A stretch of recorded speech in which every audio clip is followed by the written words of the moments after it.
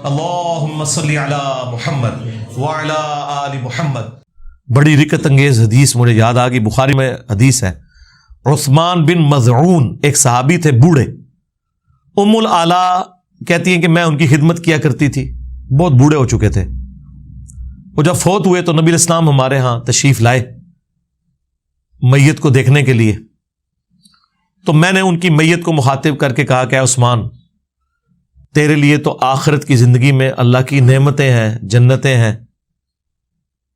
تو نبی علیہ السلام پاس کھڑے تھے، آپ نے فرمایا کہ تمہیں کس نے بتا دیا؟ اللہ اکبر۔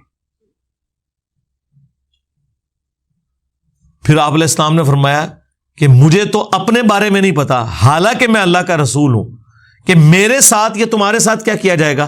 تم نے یہ کیسے کہہ دیا کہ یہ جنتی ہے؟ کتنے خطرناک الفاظ ہیں یہ۔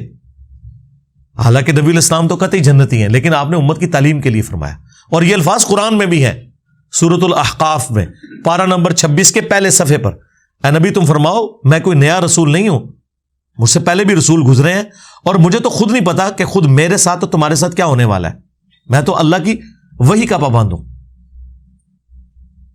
ام العلا کہتی ہیں جیسے ہی میں نے حضور سے یہ بات جب سنی نا، میں کہتا ہوں کہ اس تکلیف کا آپ اندازہ کر سکتے ہیں کہ وہ تو کتنے جذبے اور شوق میں نعرہ لگا رہی تھی کہ ہر صحابی نبی جنتی جنتی۔ ہاں، اور حضور کہہ رہے ہیں کہ تمہیں کس نے بتا دیا؟ حالانکہ میں اللہ کا رسول ہوں، مجھے تو اپنے بارے میں اور تمہارے بارے میں بھی نہیں پتا۔ ام العلا کے الفاظ ہیں، اللہ کی قسم اس کے بعد میں نے کبھی کسی کے لیے نہیں کہا کہ یہ جنتی ہے، اللہ جانے اس بندے کا معاملہ جانے۔ پھر کہتی ہیں کچھ دن بعد مجھے خواب میں نا ایک پانی کا چشمہ دکھایا گیا، بڑا خوبصورت، حضرت عثمان بن مظعون۔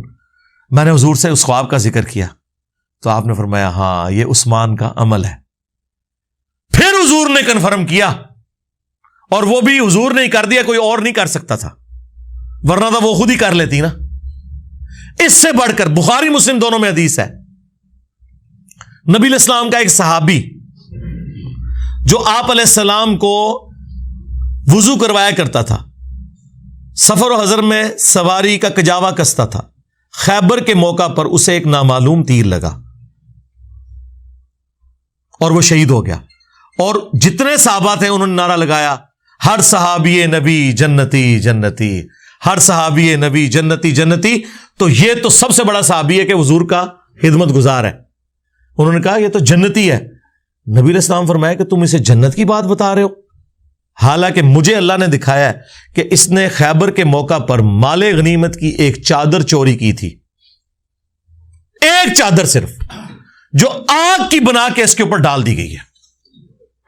اللہ نے اس چیز کا بھی لحاظ نہیں کیا کہ حضور کا خدمت گزار ہے، صحابی ہے، اور بعد میں لوگوں نے نعرے لگانے ہیں ہر صحابی نبی جنتی جنتی۔ یہ مقصد کوئی کسی صحابی کی توہین کرنا نہیں ہے، مقصد آپ کو عقیدہ بتانا ہے۔ اس اعتبار سے تو ہر کلمہ کو بھی جنتی ہے، جو کلمہ پڑھنے والا ہے، ہر مسلمان نے جنت میں جانا ہے کہ نہیں جانا، اسی امید میں ہے نا انشاءاللہ۔ تو بخاری مسلم کے الفاظ ہیں، اس کا نام تھا مدعم، اس صحابی کا۔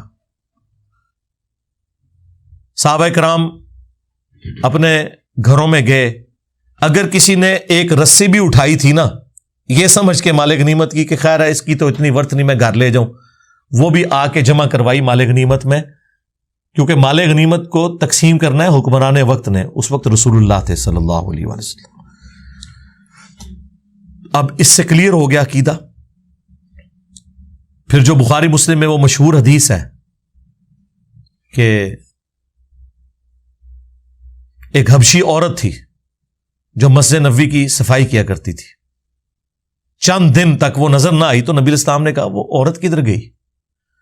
بتایا گیا یا رسول اللہ وہ فوت ہو گئی، رات کے وقت ہی ہم نے اسے دفنا دیا۔ آپ نے فرمایا مجھے نہیں تم نے بتایا؟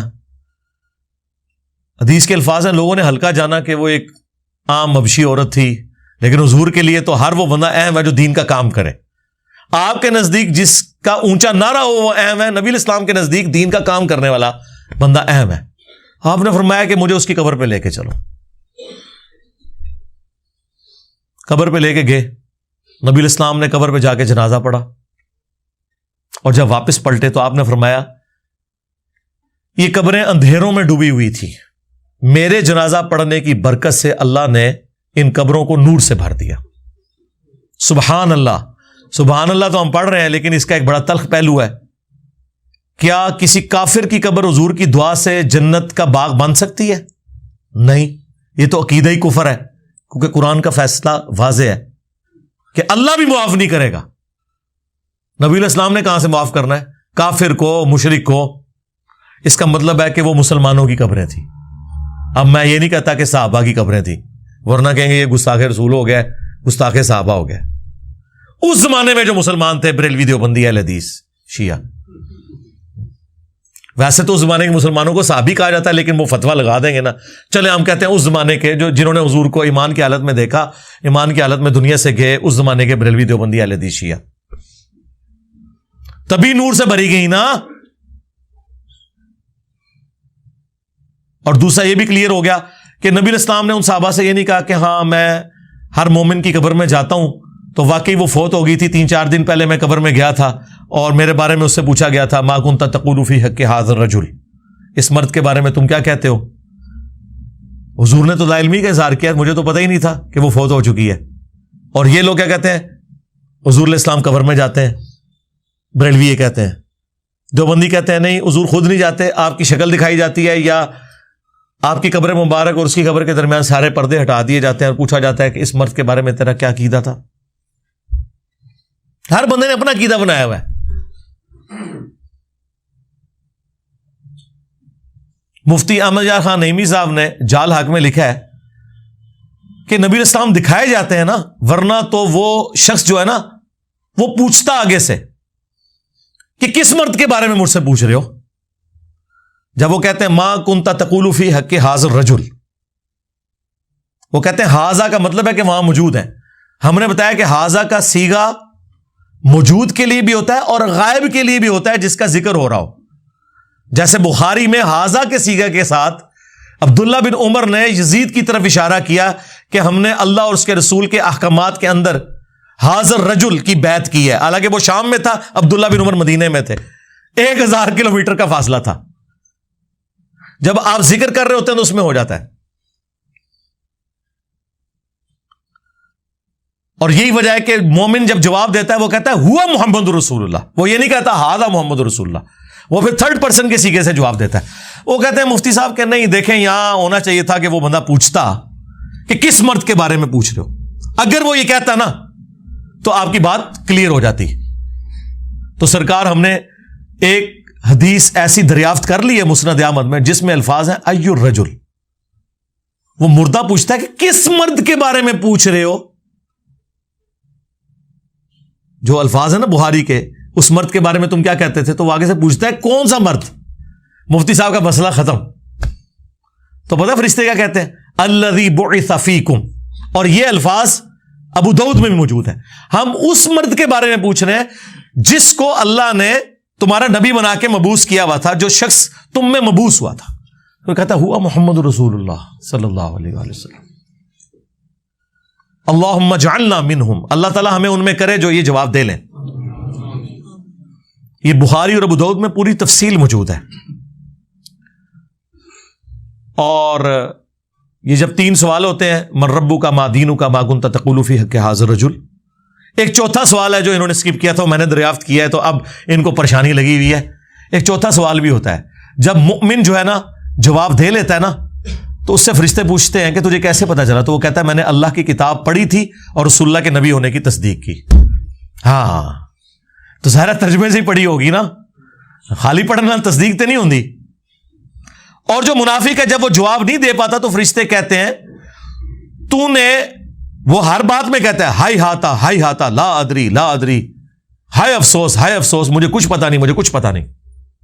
تو فرشتے اسے کہتے ہیں کہ تو نے خود پڑھ کے سمجھنے کی کوشش کیوں نہیں کی، یا کسی ایسے شخص سے کیوں نہیں پوچھ لیا جو جاننے والا تھا۔ یہ چوتھا سوال ہے۔ اگر یہ پتا چل جائے مسلمانوں کو تو مرنے سے پہلے ہی وہی بات، مرنے سے پہلے اے مسلمان کر لے اس پہ غور، کتابوں کا خدا اور ہے، بابوں کا خدا اور۔ اور پھر وہ اس نعرے تک پہنچ جائے گا کہ میرے نبی سا ہے ہی کوئی نہیں، یہ سارے بابے تھے، شاہ ہی کوئی نہیں. ٹھیک ہے نا؟ اس کو آپ نے اپنا امام ماننا ہے جس کی قبر مدینے میں ہے صلی اللہ علیہ وآلہ وسلم. تو دیکھیں کیسے ان واقعات سے رزلٹ نکلتے ہیں، اور انہوں نے کیا کچھ امت کو کرایا ہوا ہے. قبر کے 3 سوال بتائے ہیں، چوتھا بتایا ہی نہیں ہے. اور پھر انہوں نے یہ بھی نہیں بتایا کہ بھائی رسول اللہ کے ساتھ رشتہ داری نہیں کسی کی کام آنی جب تک کہ اعمال صحیح نہیں ہوں گے، ورنہ تو ہم نے یہ بتا دیا، یہ بھی تو صحابی تھا نا.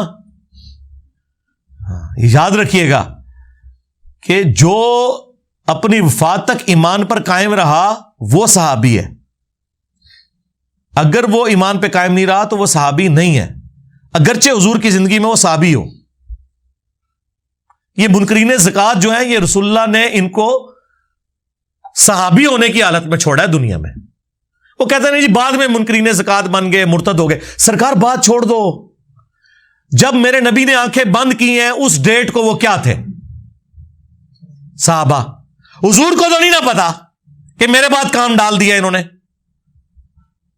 کلیئر ہو گیا؟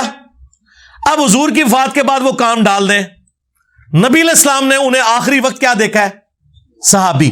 یہی وجہ ہے کہ بخاری مسلم میں موجود ہے، میرے حوض کوثر پر میرے اصحاب میں سے لوگوں کو لایا جائے گا اور میں کہوں گا اصحابی اصحابی. کم از کم 8 ترک موجود ہیں بخاری مسلم میں، اور مجھے فرشتے بتائیں گے یا رسول اللہ آپ کو نہیں پتا آپ کے بعد یہ دین سے الٹے قدم پھر گئے تھے، انہوں نے دین میں بدعتیں جاری کر دی تھی. تو میں کہوں گا سحقن سحقن لمن غیر بعدی، سحقن سحقن لمن بدل بعدی. ان پہ پھٹکارو، ان کو مجھ سے دور کر دو جنہوں نے میری وفات کے بعد میرے دین کو بدل دیا. عبداللہ ابن ابی ملیکہ تابعی کہتے ہیں اس حدیث کے ساتھ، اے اللہ ہم تجھ سے دعا کرتے ہیں کہ تیرے نبی کی وفات کے بعد ان کے دین سے الٹے قدم نہ پھریں، آمین. اللہم من احییتہ منا فاحیہ علی الاسلام ومن توفیتہ منا فتوفہ علی الایمان. بخاری کے الفاظ ہیں، ابن عباس کہتے ہیں یہ وہ لوگ تھے جو حضرت ابوبکر کے دور میں مرتد ہو گئے اور حضرت ابوبکر نے ان کے خلاف قتال کیا. تو حضرت ابوبکر کے دور میں جو مرتد ہوئے وہ رسول اللہ کے دور میں کیا تھے؟ بریلوی، دیوبندی، اہل حدیث، شیعہ یا صحابی؟ صحابی. تو یہ کوئی توہین نہیں ہے، یہ صحابہ کی عظمت ہے کہ صحابی وہ جنتی ہے جو اپنی وفات تک رسول اللہ کے طریقے پہ رہا. نہ تو ہم روافظ کی طرح اس ایکسٹریم پہ ہیں کہ جو نعوذ باللہ سابقون الاولون حضرت ابوبکر عمر عثمان کے بارے میں بکواسیات کرتے ہیں، یا جلیل القدر صاحب کے بارے میں اور بعض غلوف کر کے ان کے ایمان کے درپے ہوئے ہیں، اور نہ ہم ان ناصبیوں کی طرف ہیں جو اہل سنت کے اندر گھسے ہوئے ہیں، جو بنو امیہ کو بچانے کے لیے ہر بندے کو جناب یہ نعرے، جو یہ ناصبیت والے نعرے ہیں نا جی، ہر صحابی نبی جنتی جنتی. آپ یہی کیوں نہیں کہتے کہ ہر کلمہ گو مسلم جنتی جنتی؟ ہے نا حدیث سے؟ پھر ان کو تکلیف پڑ جائے گی، کوئی اپنے فرقے والے کو ماننا پڑے گا. تو آپ کہہ دو ہر بریلوی جنتی، ہر دیوبندی والے دیوبندی، ہر دیوبندی جنتی، ہر وہابی جنتی. اور اللہ کے بندو، جنت دوزخ کے فیصلے کوئی یہاں بیٹھ کے کر سکتا ہے؟ بخاری مسلم دونوں میں حدیث ہے، نبی علیہ السلام ایک جگہ سے گزر رہے تھے، آپ رک گئے، اور مسلم میں ایک حدیث میں الفاظ ہیں کہ آپ کا خچر بدک گیا. تو نبی علیہ السلام رک گئے، آپ نے فرمایا ان قبر والوں کو عذاب ہو رہا ہے. پھر آپ نے ایک ٹہنی توڑ کے اس کے 2 حصے کر کے قبر پہ لگائے، فرمایا جب تک ہری رہیں گی تو ان کے عذاب میں تخفیف ہوگی.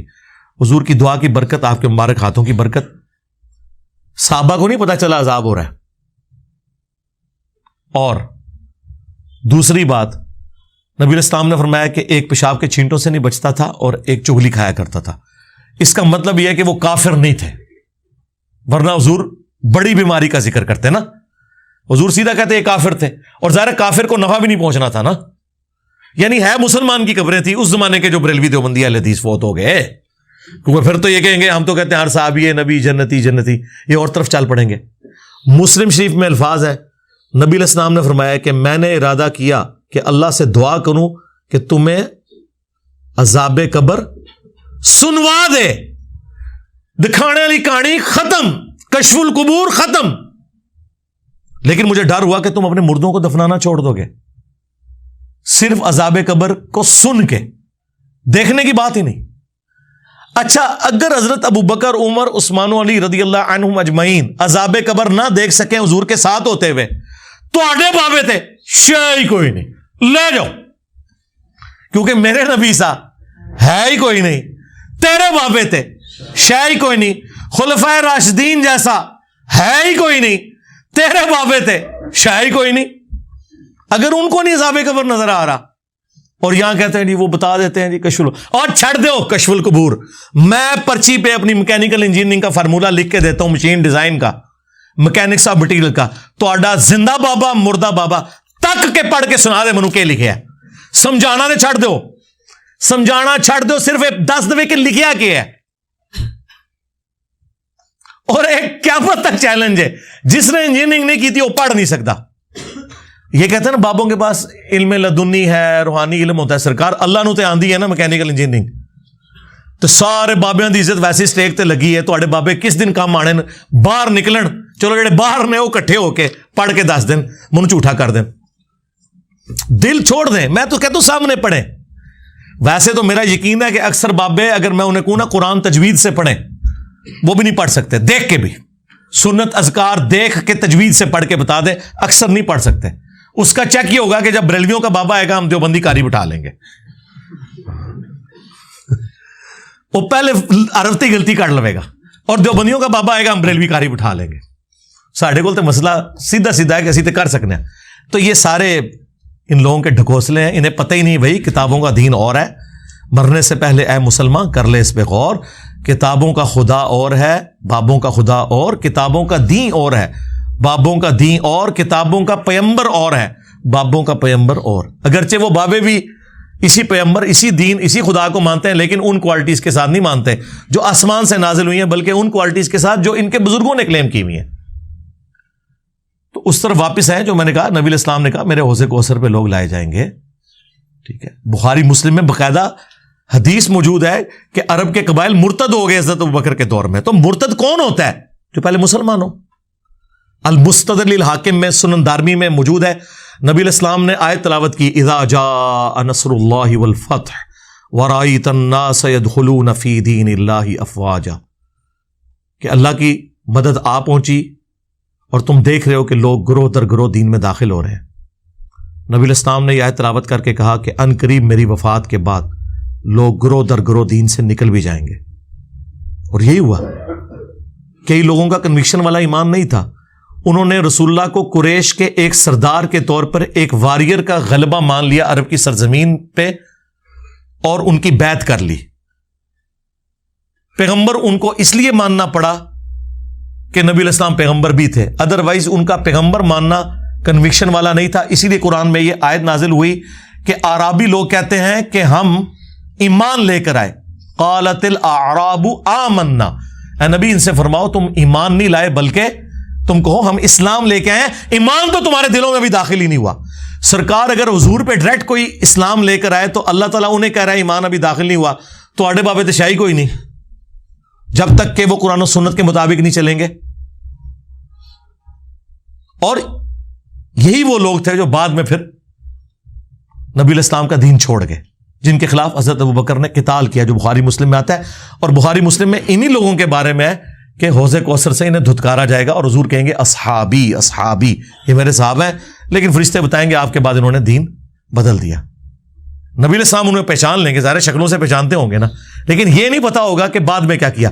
بلکہ بخاری مسلم کے الفاظ ہیں, میں اس وقت وہی کہوں گا جو عبد صالح عیسیٰ ابن مریم کہیں گے کہ اللہ جب تک میں ان میں موجود تھا ان پر گواہ تھا, جب تو نے مجھے اٹھا لیا پھر تو ان پر گواہ تھا. اب یہ تیرے بندے ہیں, چاہے انہیں معاف کر چاہے انہیں عذاب دے. لیکن اللہ تعالیٰ کیا فرما رہا ہے کہ آج کے دن سچوں کو ان کا سچا عقیدہ ہی نفع دے گا. سورۃ المائدہ کی آخری آیات حضور نے تلاوت کی کہ جس طرح عیسیٰ ابن مریم اپنے فالوورز کے غلط عقائد سے قیامت کے دن اعلان برات کر دیں گے نا, میں بھی کہوں گا کہ یا اللہ جب تک میں ان میں موجود تھا ان پر گواہ تھا, میرے جانے کے بعد جو کچھ انہوں نے کیا یہ خود اپنے اعمال کے جواب دیں.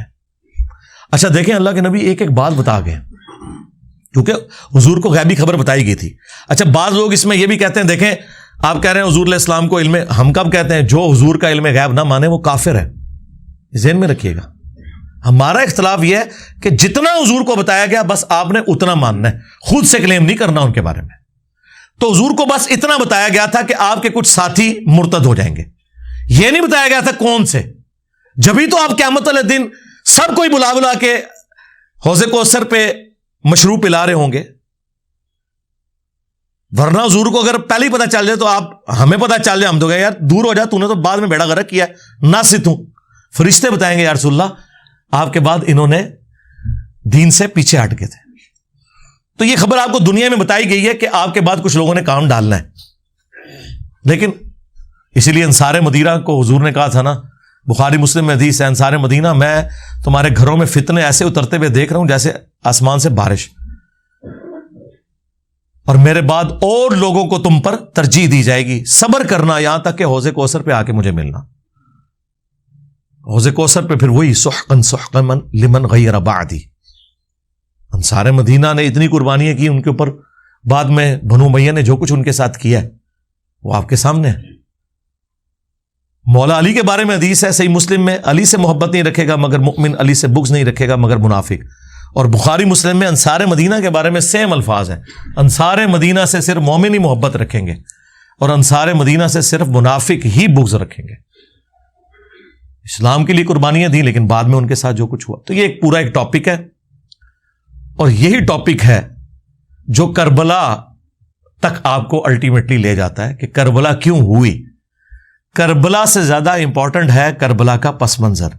اس لیے میں نے ریسرچ پیپر لکھا واقعہ کربلا کا حقیقی پس منظر 72 صحیح الاسناد احادیث کی روشنی میں. 72 کا ٹائٹل شہدائے کربلا کی نسبت سے لیا، حدیثیں اس میں 200 سے زیادہ ہیں، ایک ایک نمبر پہ ایک سے زیادہ طرق ہیں احادیث کے.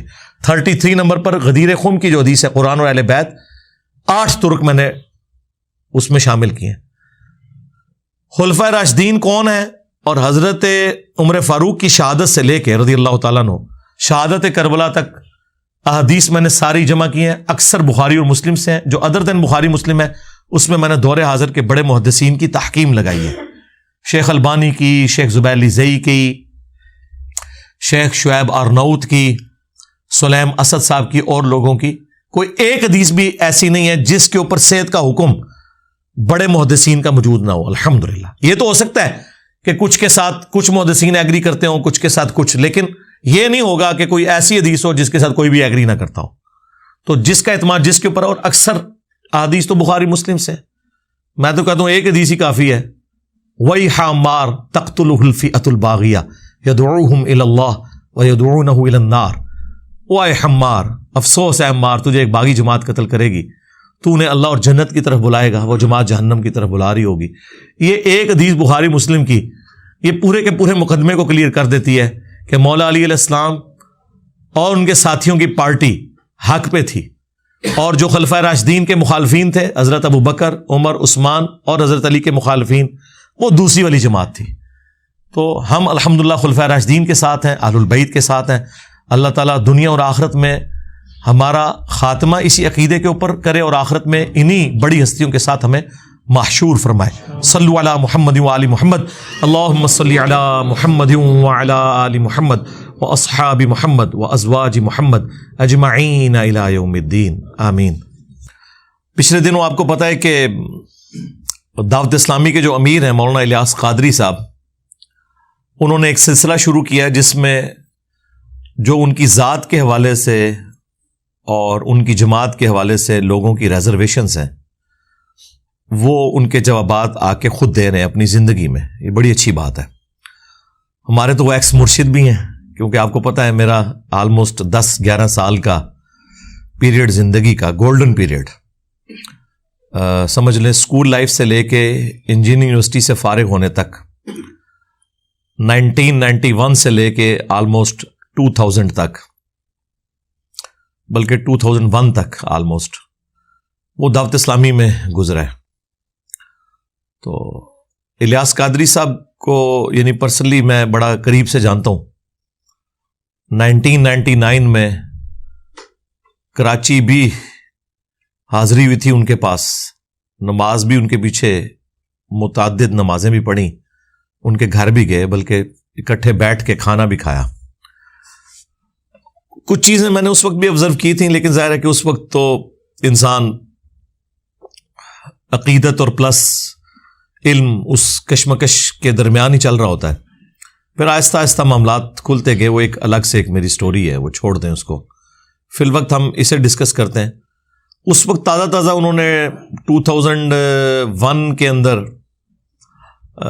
عالمی مجلس شورا انہوں نے بنائی تھی اپنی دعوت اسلامی کی, اور اس میں حاجی مشتاق قادری صاحب جو بہت بڑے نعت خواں تھے ان کو پہلا انہوں نے اس کا سربراہ بھی مقرر کیا تھا.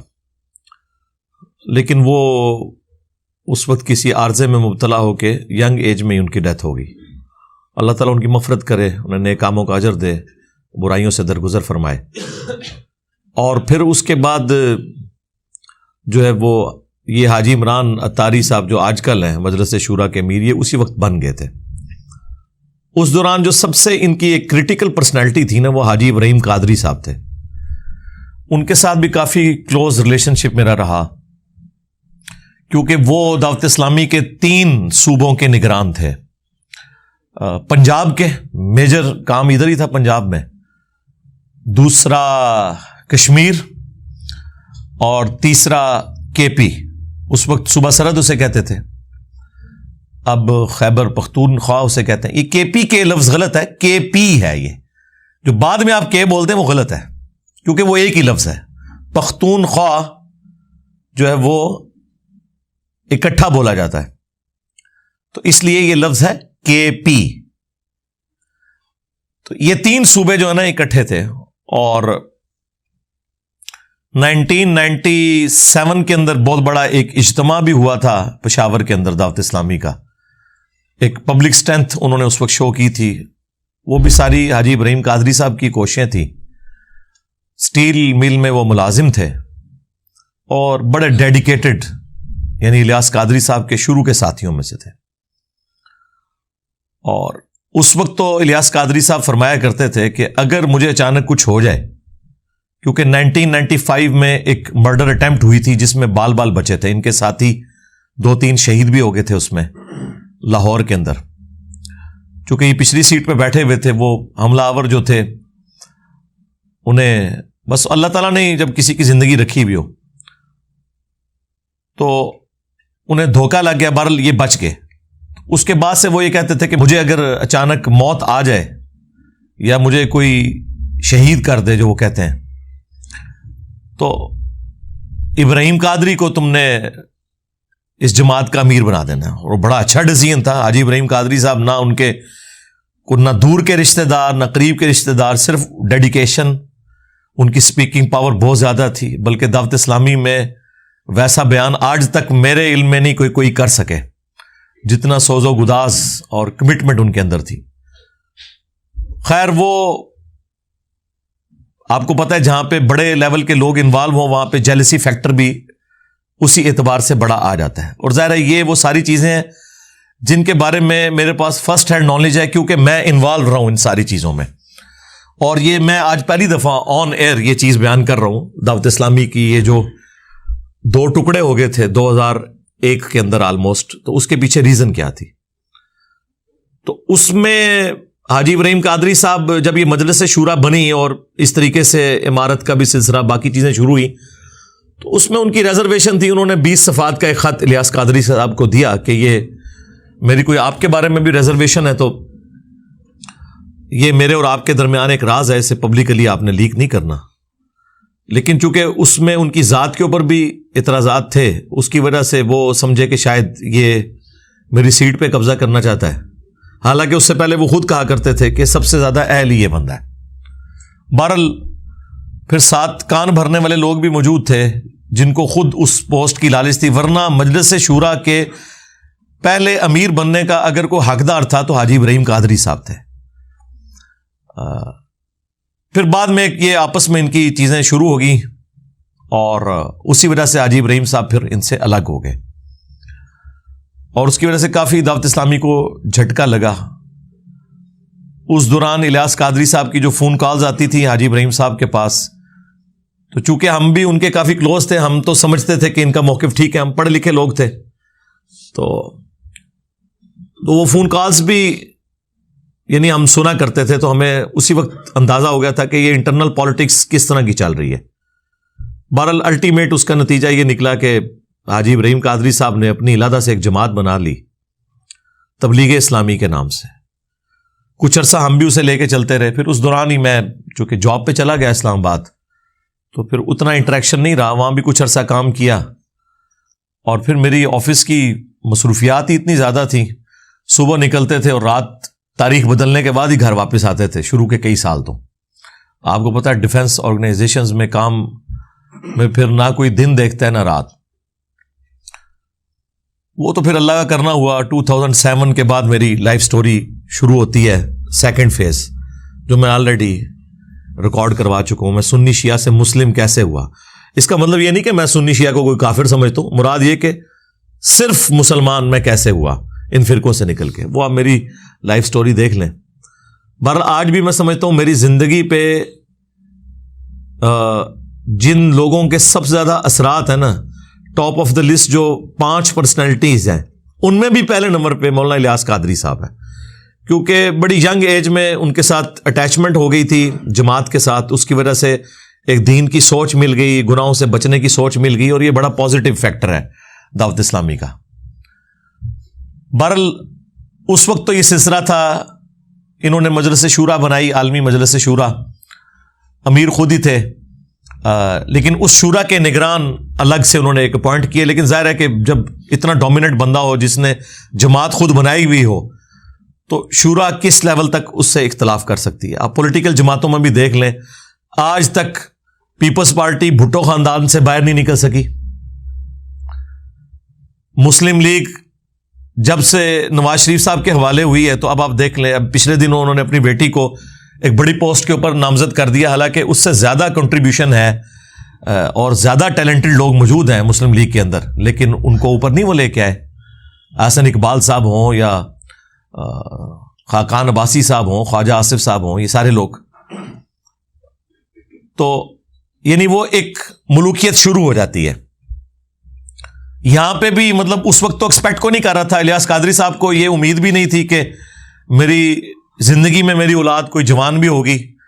ظاہر ہے کہ ان کا جو ابھی بڑا بیٹا ہے احمد رضا, میرا خیال بعد میں شاید عبید رضا نام رکھ دیا انہوں نے, جس کو اب انہوں نے امیر نامزد کیا ہے. یہ آلموسٹ میرے ہم عمر ہوں گے. تو یہ تو چھوٹی عمر کے تھے جب میری ان سے آخری دفعہ ملاقات ہوئی ہے. 2001 کی میرے خیال بات ہے, جب گجرات میں الیاس قادری صاحب آئے تھے. یعنی آج سے کوئی آلموسٹ 22 سال پہلے کی بات کر رہا ہوں. آج 8 جنوری 2023 ہے, تو میں بات کر رہا ہوں 2001 کی. تو اس وقت تو چھوٹی سی عمر, ٹین ایجرز میں ہی تھے یہ, سمجھ لیں آلموسٹ. اور جو اس سے چھوٹا بیٹا ہے وہ کافی شارپ ہے, لیکن وہ چونکہ دعوت اسلامی والوں میں جو شورا کے لوگ تھے انہیں اندازہ ہو گیا کہ یہ تو بچہ بڑا تیز ہے, بلال قادری, جس کی وجہ سے الیاس قادری صاحب اپنے ساتھ لکھتے ہیں ابو البلال. وہ نعت خوان بھی بہت اچھا ہے. جو لوگ دعوت اسلامی کے اجتماعات اٹینڈ کرتے رہے نا, تو انہیں یاد ہوگا کہ 1995 میں پہلا اجتماع تھا جو ملتان میں ہوا. اس سے پہلے کراچی میں اجتماع ہوا کرتا تھا, کورنگی 2.5 نمبر میں. تو 1995 میں ملتان شفٹ ہو گیا یہ, تاکہ پنجاب کے لوگوں کے لیے بھی آسانی ہو جائے, اور ملتان سینٹر بنتا ہے آلموسٹ پورے ملک کا. آپ ساؤتھ اور نارتھ کے اعتبار سے دیکھیں تو اس وقت اویس قادری صاحب بھی دعوت اسلامی میں تھے. تو یہ نعت پڑھا کرتے تھے, تو پیچھے ایک چھوٹے سے بچے کی بھی آواز آتی تھی نعت پڑھنے کی. کئی ایک پرانی کیسٹس کے اندر موجود ہے. وہ بلال قادری اس وقت چھوٹا ہی تھا ظاہر ہے. تو بعد میں خیر وہ بلال قادری صاحب چونکہ بڑے شارپ تھے, پھر ان سے کچھ ایشوز بھی مس ہینڈل ہوئے. آپ کو پتہ ہے جب سلمان تاثیر کو اسیسینیٹ کیا گیا, تو وہ جو ممتاز قادری صاحب تھے, ان کی جب قبر بنی اور وہاں سے ایک آمدن کا سلسلہ شروع ہو گیا. آپ کو پتہ ہے جہاں بھی کوئی اس طرح ہوتا ہے تو مزار بنتا ہے. تو اس پورے سینیریو میں الیاس قادری صاحب اس سسٹم کا حصہ نہیں بنے. میں الیاس قادری صاحب کو پرسنلی جانتا ہوں, اور الیاس قادری صاحب کی شخصیت جو ہے یہ پاکستانی قوم کے لیے فی الوقت نعمت ہے, کیونکہ یہ ہارڈ لائنر نہیں ہے. یعنی یہ پیسو ریزسٹنس کے قائل ہیں. کبھی انہوں نے آپ دیکھیں کوئی پبلک پروٹیسٹ نہیں کیا, کبھی کسی احتجاج کے اندر, کسی پولیٹیکل ایشو کے اندر انوالو نہیں ہوئے. اسی وجہ سے ہماری ایجنسیز نے انہیں کئی سالوں سے جو ہے نا وہ امن کی نمبر 1 جماعت ڈکلیئر کر رہے ہیں پاکستان میں, دعوت اسلامی کو. اور جینوئنلی الیاس قادری صاحب پہ جب خود بھی مرڈر اٹیمپٹ ہوئی تھی اس کے بعد بھی انہوں نے کبھی کوئی احتجاج اس طرح نہیں کیا, کسی بھی ایشو میں انوالو نہیں ہوتے. جتنی بھی تحریکیں چلتی ہیں سیاست کے نام پہ یا مذہب کے نام پہ وہ کسی میں حصہ نہیں لیتے, یہ ان کی ایک نیچر ہے. وہ ممتاز قادری صاحب جو ہیں وہ ان کے مرید تھے, تو پھر ظاہر ہے ان سے بھی سوال ہوا, انہوں نے کہا کہ میں تو اس چیز کو صحیح نہیں سمجھتا کہ کوئی قانون خود ہاتھ میں لے اس حوالے سے. تو ظاہر ہے یہ تو نہیں صحیح سمجھتے اس کو.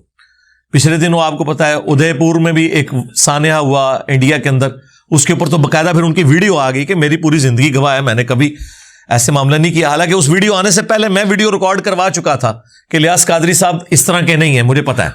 اور اس وجہ سے ہی دعوت اسلامی کے علاوہ جو باقی بریلوی مکتب کی جماعتیں ہیں جو تھوڑی ہارڈ لائنر ہیں, جس طرح TLP ہے, تحریک لبیک, یہ لوگ بڑے ناراض ہیں الیاس قادری صاحب سے انٹرنلی کہ بھائی یہ تو کوئی ہمارے ساتھ کسی تحریک میں شامل نہیں ہوتے. ایون ممتاز قادری کے جنازے میں شامل نہیں ہوئے, ایک بہت بڑی ایک ایکٹیویٹی تھی. بہرحال اس کی ریمیڈی کرنے کے لیے حاجی بلال قادری جو چھوٹے بیٹے ہیں ان کے, اب تو خیر چھوٹے تو نہیں, وہ شادی شدہ ہیں وہ بھی, وہ جناب ننگے پاؤں ممتاز قادری صاحب کی قبر تک گئے. اور وہ خبر جب باہر نکلی, ایجنسیز نے پھر اپروچ کیا دعوت اسلامی والوں کو کہ بھائی پاکستان کی سب سے بڑی عدلیہ ایک بندے کو پھانسی دے رہی ہے اور آپ اسے ہیرو بنا کے پیش کر رہے ہیں, دوسری طرف آپ امن کے دائیں ہیں, آپ کا کیا لینا دینا ہے. اب جو الیاس قادری صاحب کی جماعت میں ایسے لوگ تھے جو چاہتے تھے کہ بلال قادری جو بڑا شارپ ہے یہ اوپر نہ آئے, تو انہوں نے اس موقع کو غنیمت جانا, انہوں نے الیاس قادری صاحب کو ڈرانا شروع کر دیا کہ دعوت اسلامی پہ پابندی لگ جائے گی, آپ اس سے اعلان برات کر دیں. وہ اعلان برات کیا کیا, وہ اس کو انہوں نے جماعت سے ہی نکال دیا, اپنے سگے بیٹے کو. آپ اندازہ کریں. اچھا یہ میرے پاس ساری اندر کی رپورٹیں, ہمیں تو پتہ ہے آپ کو سارے اندر کے لوگ خبر دیتے ہیں, کچھ ہمیں خود بھی پتہ ہوتی ہیں, پھر ہم کافی ذہین بھی ہیں, چیزوں کو سمجھ لیتے ہیں اور چیزیں جڑ جاتی ہیں ساری چینز. تو ان کو انہوں نے کھڈے لائن لگا دیا. بس وہ عید کے عید کبھی کو ملاقات ہو جاتی ہے, باقی دعوت اسلامی سے اب بلال قادری کا کوئی لینا دینا نہیں رہ گیا. یہ عبید رضا یا احمد رضا یہ بیچارہ بالکل ہی سدھ ہے.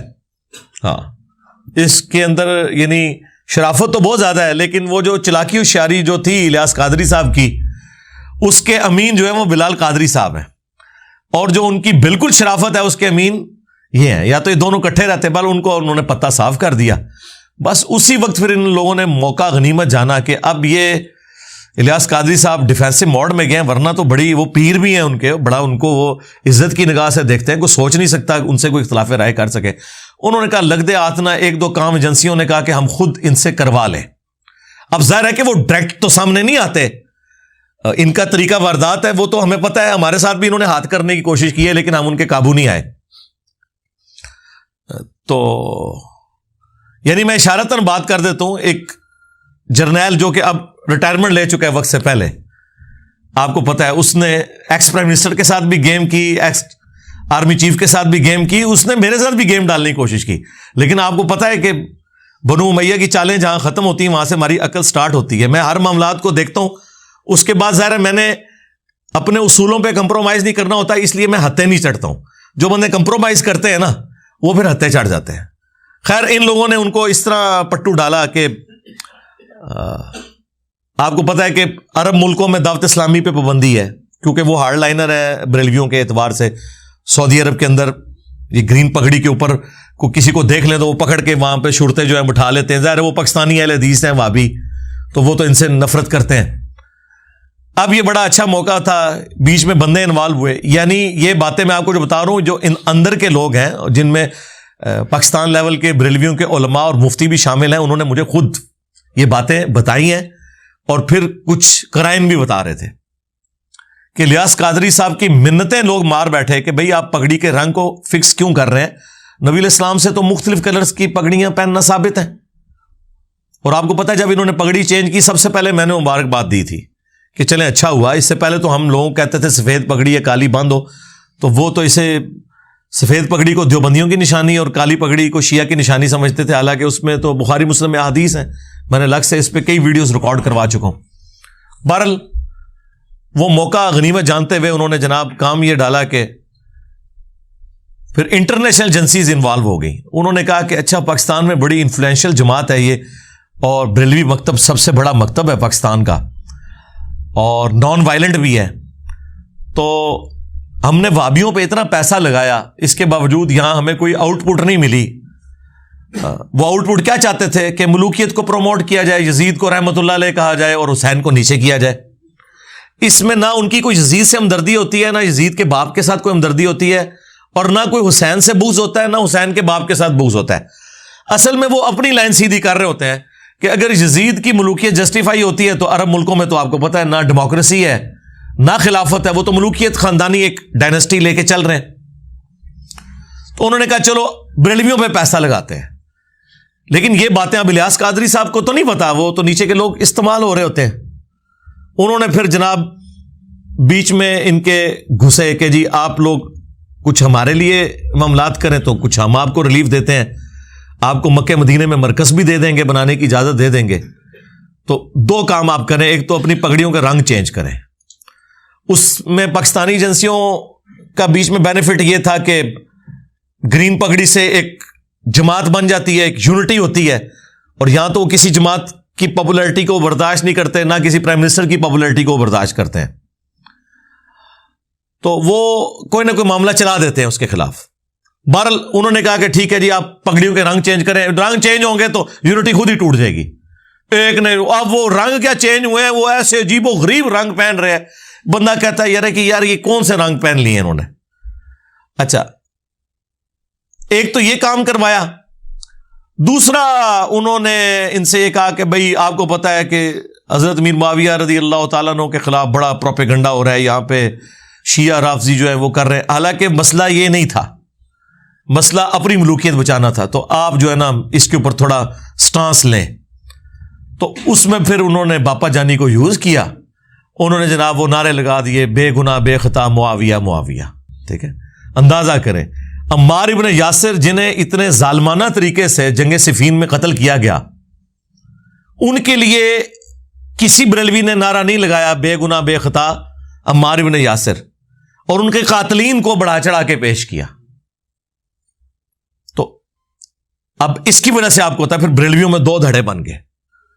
خیر اس شر میں سے بھی ایک خیر نکلا ہے، تو وہ دو دھڑے بن گئے ہیں، ایک جو ہے وہ اب پرو بنو امیہ ہیں، اور دوسرے جو ہیں وہ پرو جو ہے وہ آل رسول ہیں، اہل البیت ہیں علیہم السلام۔ یہ پوری گیم اس سینیریو میں ہوئی ہے۔ یہ خیر یہ ویڈیو جب اپلوڈ ہوگی تو کئی لوگوں کے عقدے، کئی صحافیوں کے عقدے بھی حل ہو جائیں گے کہ اصل گیم کیا تھی پیچھے، یہ پگڑیوں کے رنگ چینج کرنے میں اور یہ بے گناہ بے خطا معاویہ نعرہ لگانے میں۔ بھائی الیاس قادری صاحب کو جماعت بنائے ہوئے 25-30 سال ہو چکے، 1981 میں انہوں نے جماعت بنائی ہے، کبھی انہوں نے کسی کنٹراورشل ٹاپک کو چھیڑا نہیں ہے۔ اچانک جو ہے وہ آخری عمر میں پہنچ کے انہوں نے جس کو کہتے ہیں چکی کے نیچے ہاتھ دے لیا ہے، یہ بات کر کے کیا ضرورت تھی؟ لیکن پھر وہ گھبرا گئے، ظاہر ہے پھر آپ کو پتا ہے ریونج جب آیا، ان کی کئی مسجدوں میں درس بند ہو گئے، پنڈی مری کے پی سائڈ پہ، تو آپ کو پتا ہے وہ مفتی حنیف قریشی صاحب اور ان کے جو وہ شیخ ہیں حسین الدین شاہ صاحب، ان کا کافی انفلوئنس ہے، اس کی وجہ سے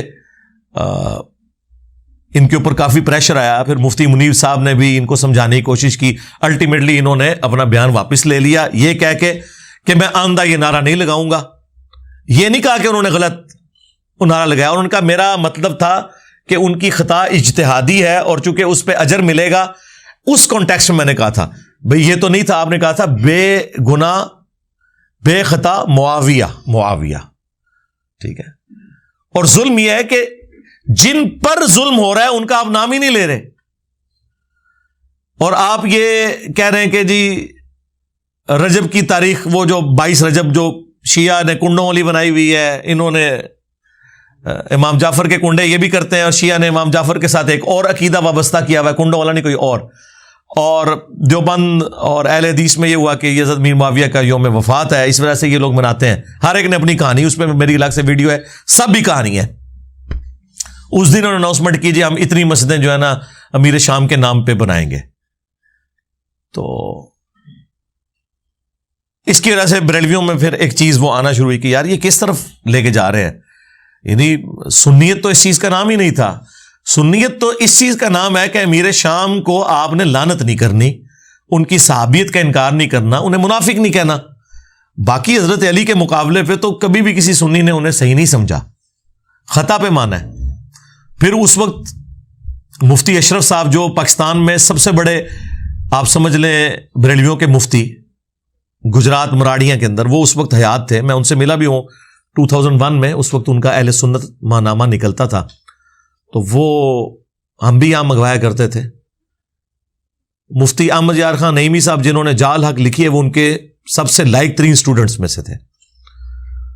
تو وہ اس وقت پھر سامنے ہے, انہوں نے کہا یہ تو بالکل ناسبیت والا نعرہ ہے, بے گناہ بے خطا معاویہ معاویہ, یہ تو ناسبیت ہے اس کے اندر.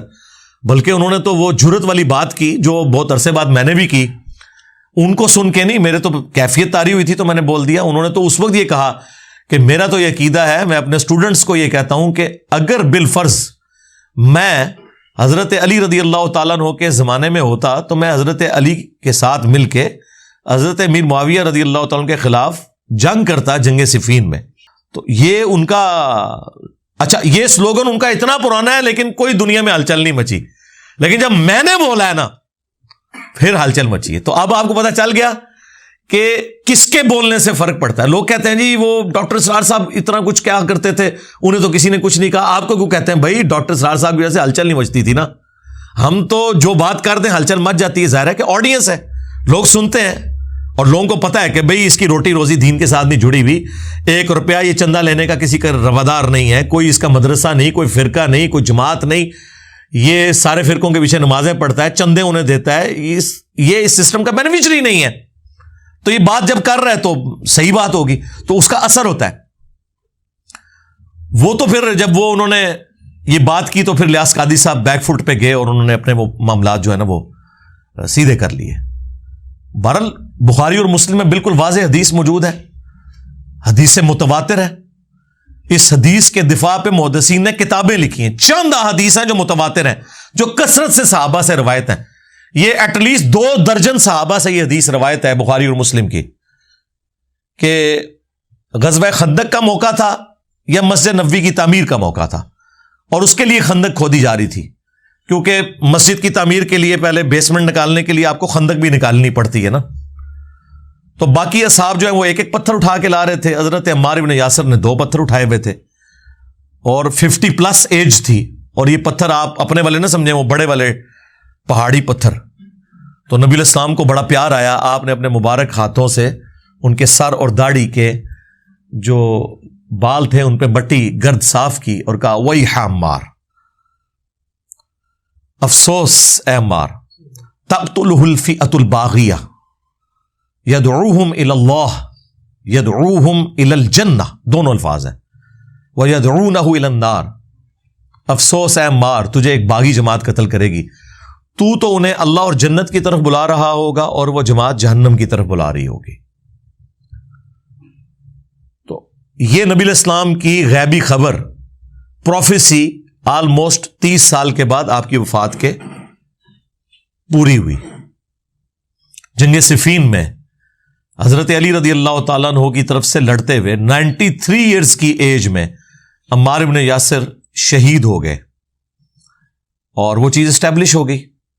وہ مسند احمد میں اوپر تلے کئی احادیث ہیں کہ ایک صلح حدیبیہ کے صحابی تھے ابو الغادیہ رضی اللہ تعالیٰ عنہ, ہم تو ظاہر احترام سے ہی نام لیں گے, انہوں نے حضرت عمار کو شہید کر دیا, اور اس کے بعد وہ روتے تھے کہ مجھ سے اتنا بڑا یہ کام ہو گیا, اور اس حدیث کو بھی یاد کرتے تھے کہ عمار کا قاتل اور مال لوٹنے والا جہنم کی آگ میں ہے. بلکہ حضرت معاویہ کو آ کے عمرو بن عاص نے جب بتایا کہ وہ تو عمار شہید ہو گئے, تو انہوں نے پھر آگے سے کہا کہ تم اپنے ہی پیشاب میں پھسل رہے ہو, یعنی لوگوں کو یہ بات بتاؤ گے تو تم اپنی پیشاب میں پھسل رہے ہو, اپنی کمزوری لوگوں کو ہائی لائٹ کر رہے ہو. ہم نے اسے قتل کیا ہے, اسے تو علی اور اس کے ساتھیوں نے قتل کیا کہ اپنے ساتھ لے کے کیوں آئے تھے اور لا کے ہمارے نیزوں کے آگے پھینک دیا, تو مرنا ہی تھا اس نے, یہ تو علی نے مارا ہے. استغفر اللہ. اتنی باطل تعویل کے اوپر مولا علی علیہ السلام تک جب خبر پہنچی تو انہوں نے فرمایا کہ اس کا مطلب ہے کہ پھر نعوذ باللہ حضرت حمزہ کے قاتل رسول اللہ تھے کہ نہ عہد میں لے کے آتے اور نہ حمزہ قتل ہوتا.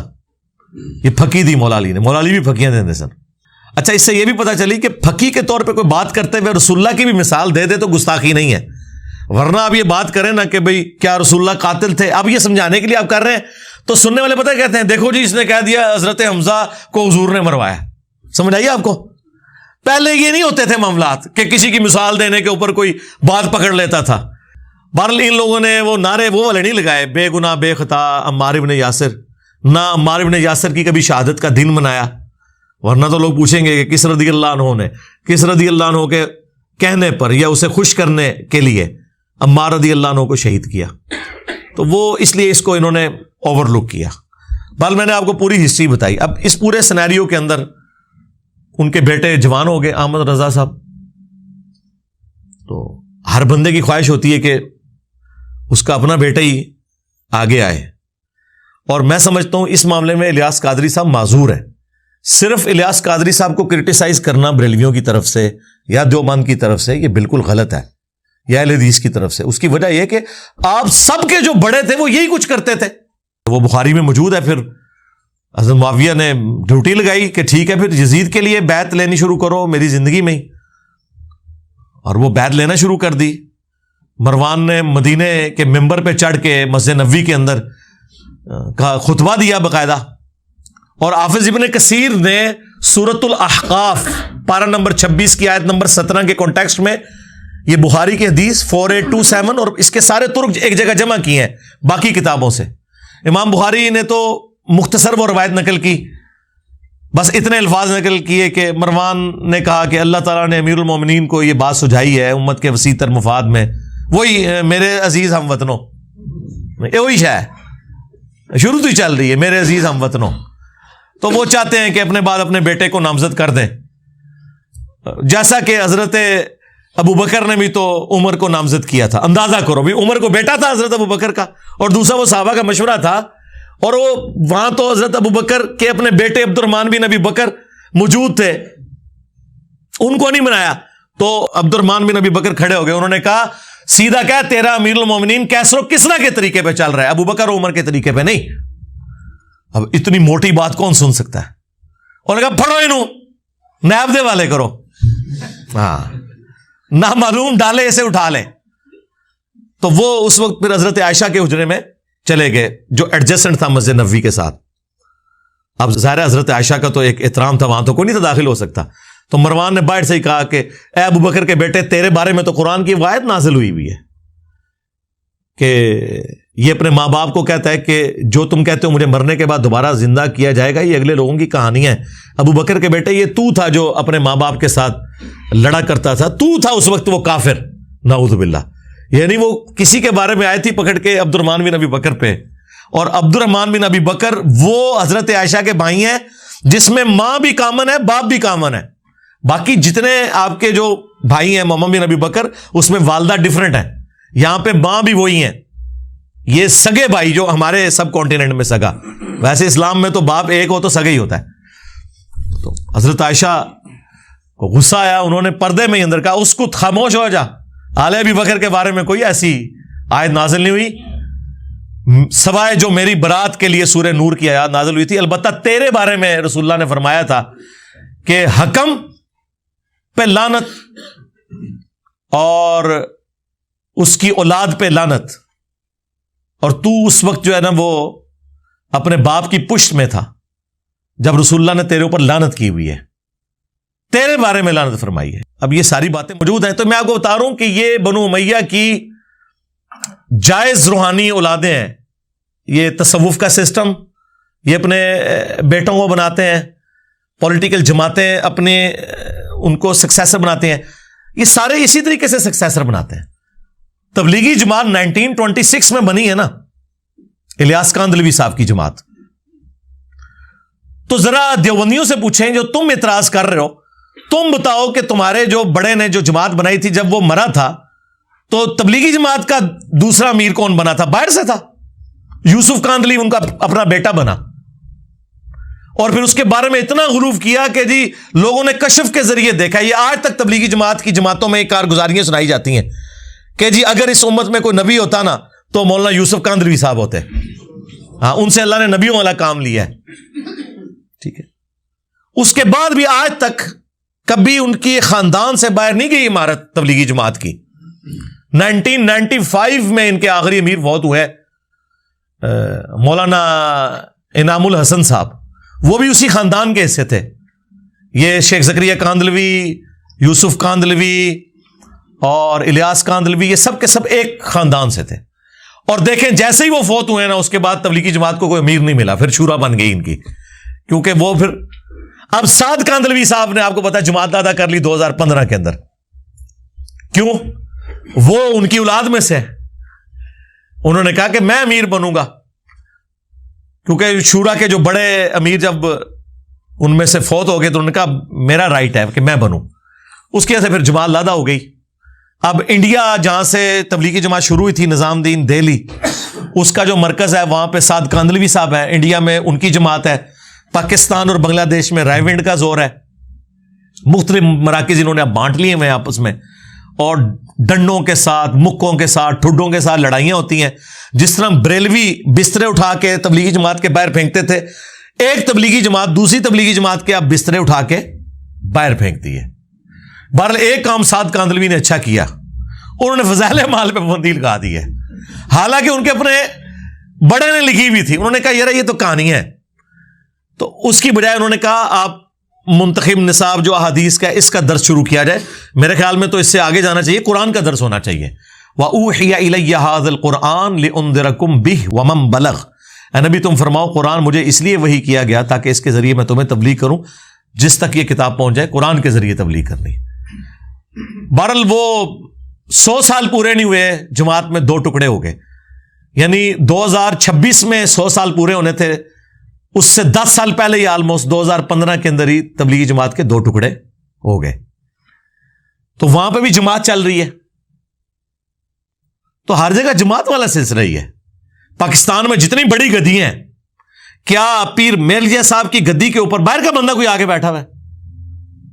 اپنی اولاد بیٹھی، بابو جی بیٹھے، لالا جی بیٹھے، پھر چھوٹے لالا جی، پیر نصیر الدین صاحب، ابھی وہ مولانا جامی صاحب وہ نصیر الدین صاحب کے بیٹے ہیں. جس مرضی گدی پہ آپ چلے جائیں. میں اب بتاؤں گدیوں پہ انہوں نے اب نارمل لوگ بٹھائے ہوئے ہیں. ایسی بھی پاکستان میں گدیاں ہیں پاگل، صرف اس لیے کہ وہ اولاد سے ہیں. اکثر کو تو میں کہتا ہوں آپ نماز سنیں نا، نماز بھی نہیں آتی. ترجمے کی بات نہیں کر رہا، ترجمے تو اکثر کے بڑوں کو بھی نہیں آتے، خالی نماز بھی نہیں آتی عربی میں، وہ آپ کو صحیح نہیں سنا سکتے بیٹھے ہوئے. الیاس قادری صاحب نے اگر اپنے بیٹے کو بنا دیا تو وہ تو انہوں نے ان سے پوچھا گیا کہ یہ بتائیں، انہوں نے کہا اس سے زیادہ کوئی اہل ہے تو مجھے بتائیں.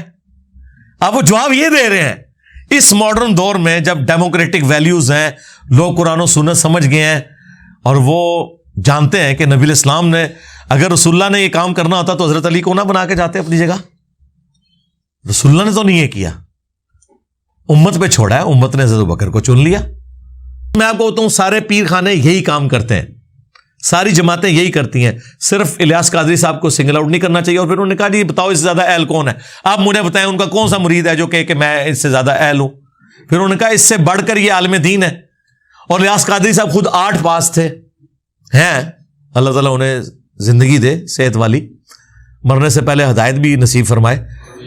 تو وہ خود بتاتے ہیں میں 8 پاس ہوں، پیر ہیں ان کے ساروں کے، علماء کے بھی پیر ہیں، 8 بھی گجراتی زبان میں. اور وہ کہتے ہیں بھائی اس کے لیے کوئی ضرورت تو نہیں ہے عالم دین ہونے کی. وہ کہتے ہیں بارش شریعت میں لکھا ہوا ہے، وہ بالکل میں ان کے ساتھ ہوں اس مسئلے میں. وہ کہتے ہیں جو بندہ اپنے ضرورت کا دین کتابوں سے پڑھ کے مسائل اخذ کر لے وہ پیر بھی بنے گا، وہ لیڈر بھی بنے گا. اور یہ میں آپ کو بتاؤں ان پرنسپل یہی لکھا ہوا ہے تصوف کی کتابوں میں بھی اور فقہ کی کتابوں میں بھی. یہ تو میری وجہ سے آپ کہہ رہے ہیں نا ڈگری ہونی چاہیے، ادروائز فقی ان کے لیے ہے کہ الیاس قادری صاحب جو ہزاروں علماء کے پیر ہیں ان کے پاس کون سی ڈگری ہے؟ ان کے پاس وہ میٹرک کی ڈگری بھی نہیں ہے، باقی تو چھوڑ دیں. وہ خود کہتے ہیں. اس لیے جب دقیق مسائل آتے ہیں نا تو وہ رک کے پھر اپنے جو علماء وہاں بیٹھے ان سے پوچھتے ہیں, اور لوگ یہ ان کا ویک پوائنٹ بتا رہے ہوتے ہیں, یہ ان کا پلس پوائنٹ ہے کہ اگر ایک بندے کو مسئلہ نہیں پتا تو اپنے ساتھیوں سے وہ پوچھ سکتا ہے کہ ہاں جی آپ بتائیں, آپ عالم دین ہیں. یہ ان کا پازیٹو پوائنٹ ہے. یا وہ کئی بار کہتے ہیں میں اس پہ ورکنگ کر کے بتاؤں گا, اور کئی معاملات میں وہ رجوع بھی کرتے ہیں. یعنی کئی سالوں تک ربیع الاول کو کہتے تھے ربیع النور شریف, نبی علیہ السلام کو اللہ کا نور مانتے ہوئے وہ ربیع النور کہتے تھے. پھر انہوں نے خود ویڈیو میں بتایا کہ مجھے چند میرے قریبی علماء نے, اسٹوڈنٹس نے ہائی لائٹ کیا ہے کہ یہ ربیع الاول کا لفظ جو ہے یہ تو احادیث میں ہے, نبی علیہ السلام نے خود استعمال فرمایا, تو آپ اسے چینج نہ کریں. تو پھر وہ ربیع الاول کہنا شروع ہو گئے, تو رجوع کرتے ہیں.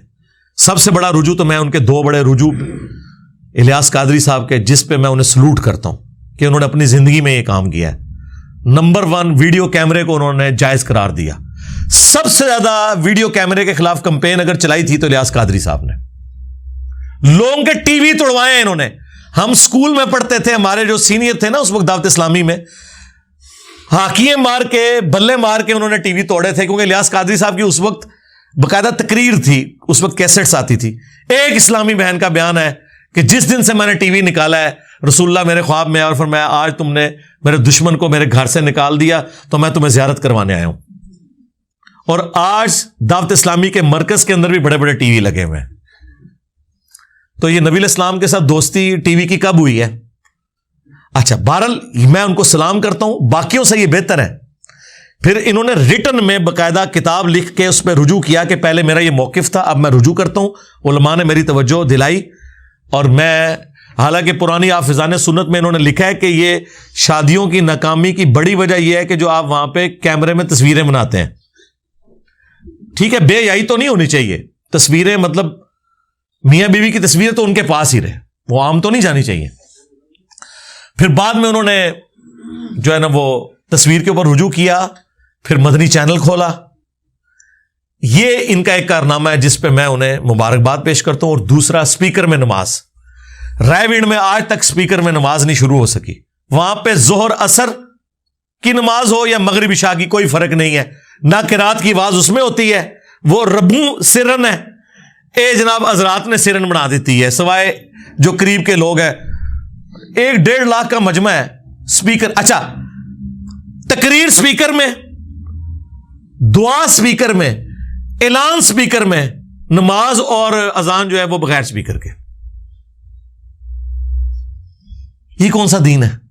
الیاس قادری صاحب نے 2001 میں جرت کی. انہوں نے حالانکہ اس وقت ان پہ بڑا اعتراض ہوا کہ آپ تو اعلیٰ حضرت کے ماننے والے ہیں. اعلیٰ حضرت حمزہ بریلوی صاحب کا تو فتویٰ تھا تصویر کے خلاف بھی اور اسپیکر کے خلاف بھی, وہ مرتے دم تک اس فتوے پہ قائم رہے ہیں.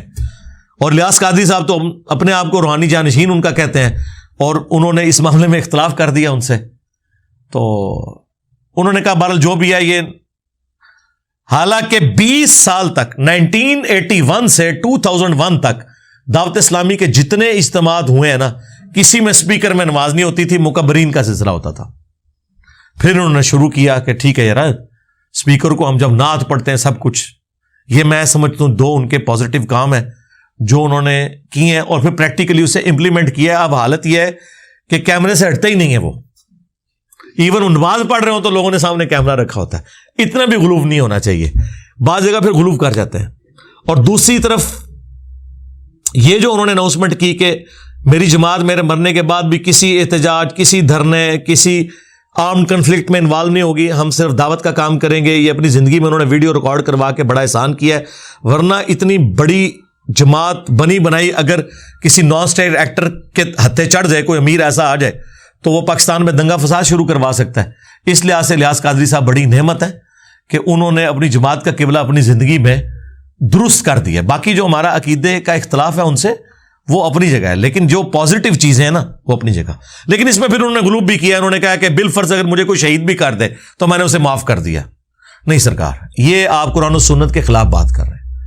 جو اسلام میں معافی کی روش اختیار کرنے کا کہا گیا ہے نا, وہ عام معاملات میں, قتل کے اوپر معافی نہیں ہے. قتل کے بارے میں قرآن میں کیٹاگوریکل حکم آیا ہے, وَلَكُمْ فِي الْقِصَاصِ حَيَاةٌ يَا أُولِي الْأَلْبَابِ.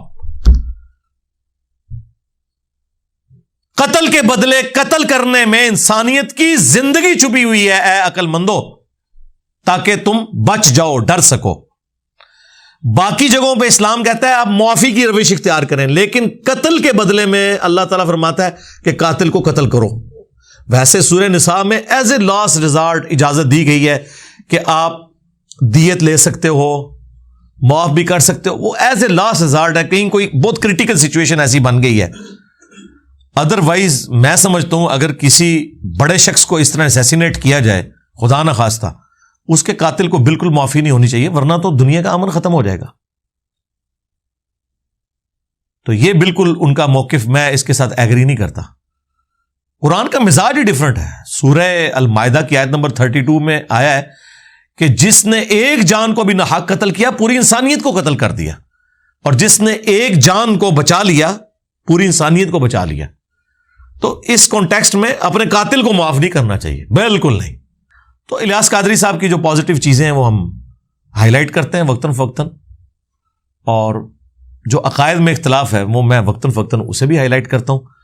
بہرحال یہ چونکہ ایک میرے پاس ایک سمجھ لیں علمی راز تھا ایک جماعت کے حوالے سے، میں نے وہ کھول کے پبلکلی بیان کر دیا کہ کس طریقے سے یہ نشیب و فراز سے ہوتے ہوئے جماعت اس لیول کے اوپر پہنچی ہے، اور اس اعتبار سے پاکستان کے لیے، پوری دنیا کے مسلمانوں کے لیے تبلیغی جماعت ہو یا دعوت اسلامی بڑی نعمت ہے کہ انہوں نے وہ کام کیا جو علماء کو کرنا چاہیے تھا، لیکن علماء سے اللہ نے توفیق اٹھا لی۔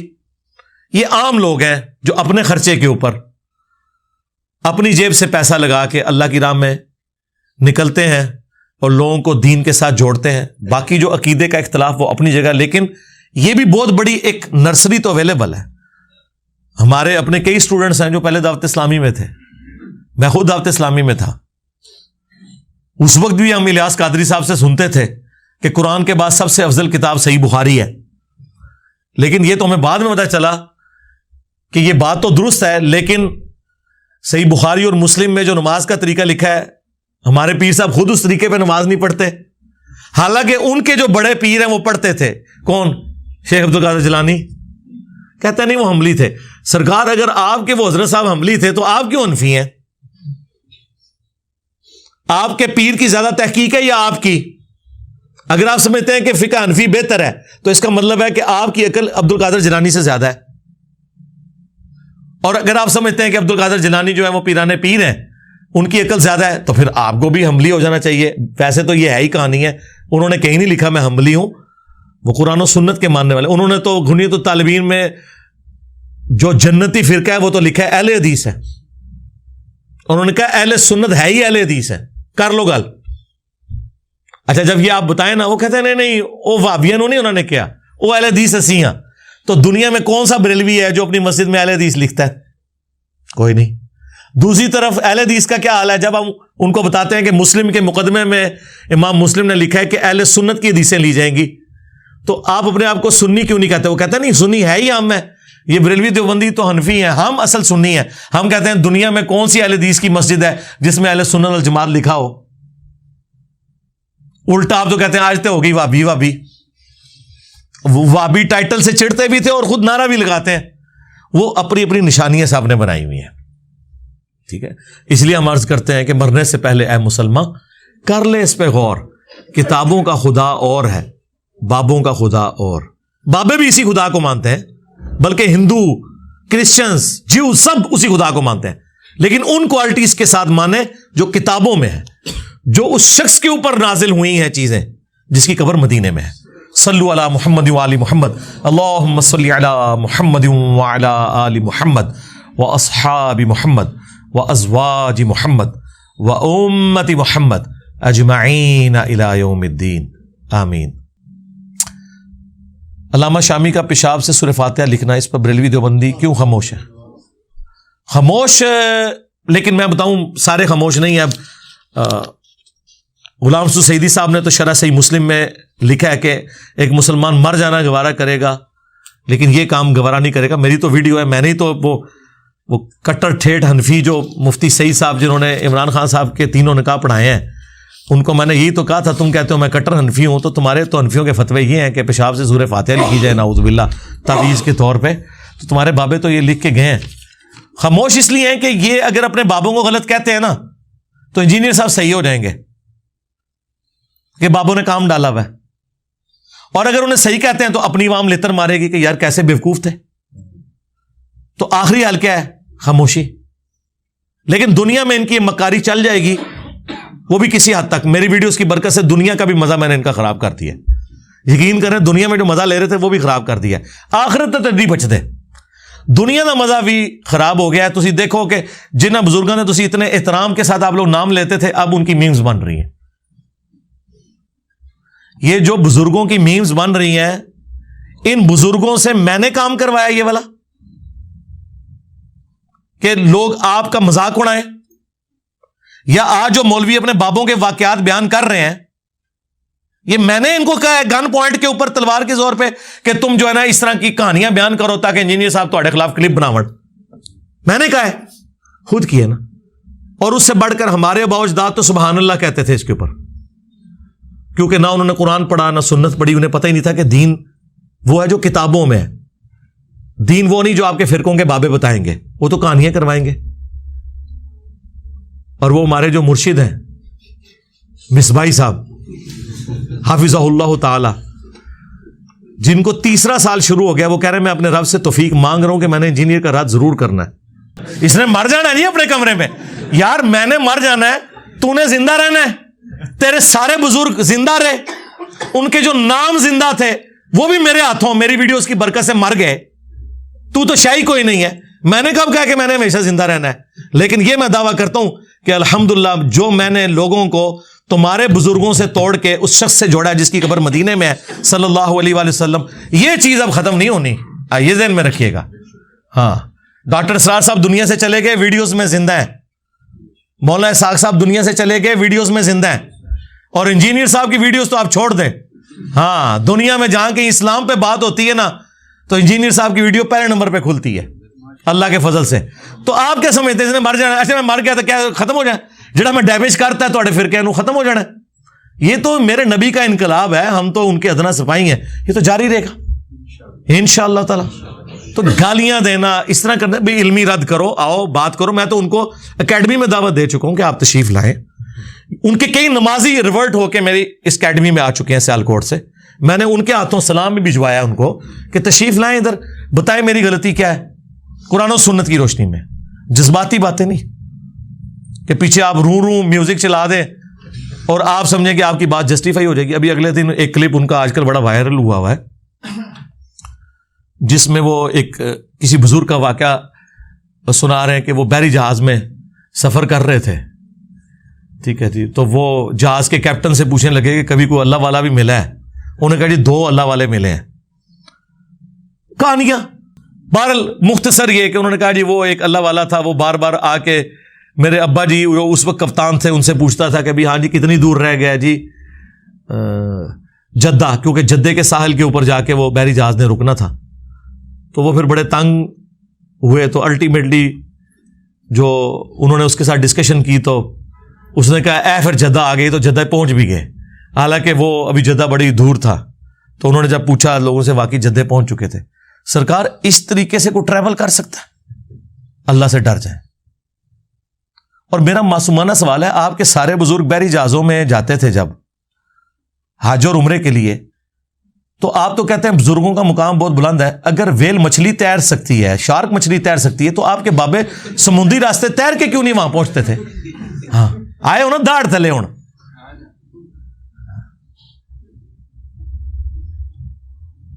ویل مچھلی 1.5 گھنٹے تک سانس روک لیتی ہے اپنا، اس کے بعد ایک دفعہ اوپر سانس لینے آتی ہے. تو آڑے بابے دا بھی 1.5 گھنٹے سے سانس روکیے، چاہے غوث ہے، کتب ہے، ابدال ہے. 3 منٹ سے زیادہ کوئی بندہ زندہ نہیں رہ سکتا. عام آدمی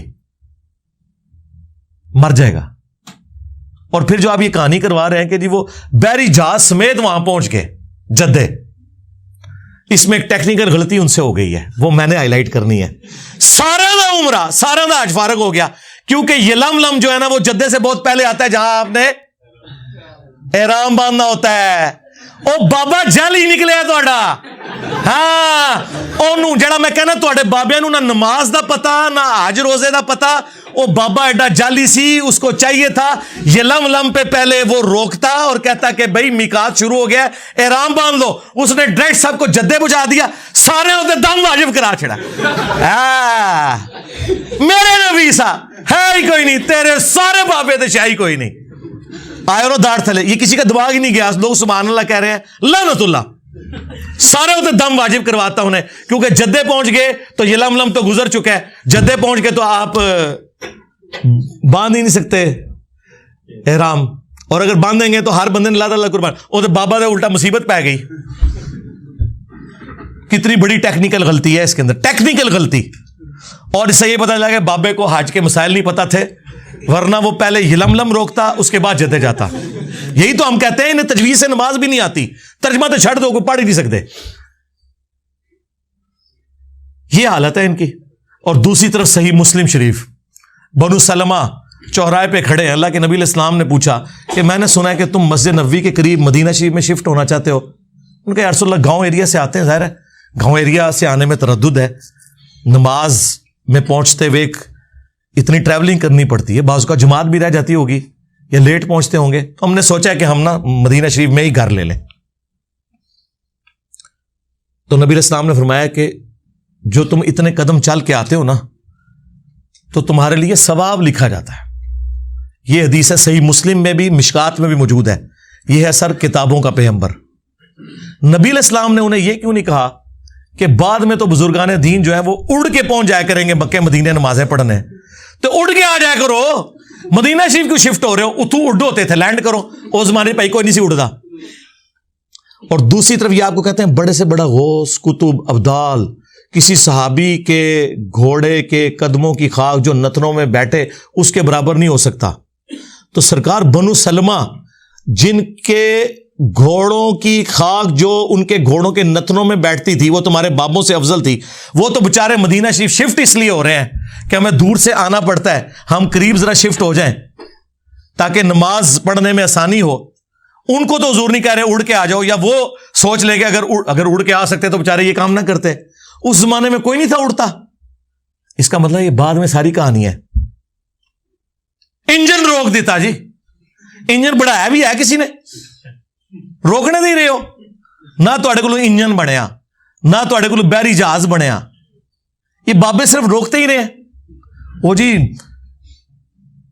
ऊपर निगाह मारी, सत्तों आसमानां तो उत्ते अर्श ते, थले निगाह मारी, सत्ता जमीना क्रॉस, तेल भी क्रॉस। तेल तो 8 से 200 साल पहले, मुश्किल 200 साल पहले, 1853 में पहली दफा वो तेल का कुआं पेंसिल्वेनिया में अमेरिका में निकला। सर एडवन, मुट्ठी दाढ़ी थी माशाल्लाह, है क्रिश्चियन थे वो, दाढ़ी मुट्ठी पूरी क्रिश्चियन। तो आडे किसी बाबे को तेल नहीं दरियाफ्त होया जो ये जमीन के नीचे वाला तेल है। ये मैं इसलिए कह रहा हूं कि इनका दावा है कि बुजुर्ग देख लेते हैं। हमारा ये दावा है कि दुनिया बकदरे एफर्ट है। हमारे नबी ने तो हमें पहले ही बता दिया, सही मुस्लिम में ऊपर तले 4 अहादीस है। वो ताबीर नहल वाला जो वाक्य है, वो नर और मादा का जो मिलाप करवाते थे खजूर के लिए, वो आज भी सिलसिला जारी है। नबी इस्लाम पास से गुजरे, आपने फरमाया अगर ये ना करो, तो उन्होंने इसको हुक्म समझ लिया। हालांकि हुजूर ने मशवरतन ये बात पूछी थी। उनकी फसल कम हो गई, हुजूर के पास शिकायतन है, या रसूलल्लाह वो हमारी तो फसल नहीं हुई। तो आपने फरमाया मैंने तुम्हें को मना तो नहीं किया था, मैंने तो सिर्फ पूछा था और एक मशवरा दिया था। अंतुम अअलमु बि अम्रि दुनियाकुम, तुम दुनिया के कामों को मुझसे बेहतर समझते हो। नबी इस्लाम की आप देखें ईमानदारी, और उसमें मुस्लिम में ये भी अल्फाज हैं, अगर मैं अल्लाह के रेफरेंस से कोई बात करूं तो तुम उसे ले लिया करो, जो मैं अपनी जाती कोई मशवरा तुम्हें दुनिया के कामों में देता हूं वो तुम्हारा एक्सपीरियंस मुझसे ज्यादा है, तुम उसे फॉलो करो। नबी इस्लाम ने कभी नहीं कहा कि मैंने तुम्हें एटम बम बनाने का तरीका बताना है। आप हमारे हिदायत के इमाम हैं, और ये कोई नबी का ऐब नहीं है अगर उसे एटम बम बनाने का तरीका नहीं पता। अगर अल्लाह ताला चाहता तो सिखा भी देता, लेकिन नबी इस्लाम की ड्यूटी वो नहीं थी, आपकी ड्यूटी ये थी।